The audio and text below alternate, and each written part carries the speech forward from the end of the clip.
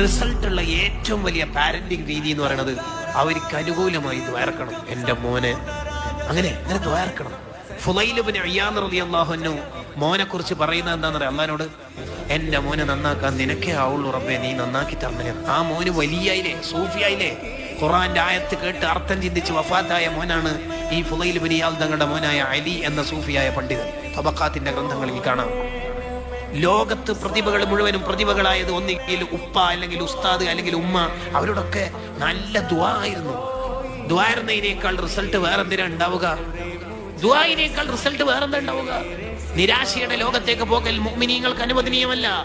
അള്ളാഹുവിനെ തവക്കുലാക്കണം. റബ്ബേ, ഞാൻ ചെയ്യേണ്ടത് പരമാവധി ചെയ്യുന്നുണ്ട് എൻ്റെ മക്കൾക്ക് വേണ്ടിയിട്ട്.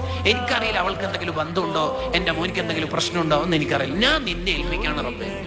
തവക്കൽതു അലല്ലാഹ്. അത് ഹൃദയഭാഷയിലാണ് പറയുന്നതെങ്കിൽ തീർച്ചയായിട്ടും അതിന് വലിയ ഫലം അള്ളാഹു തരും.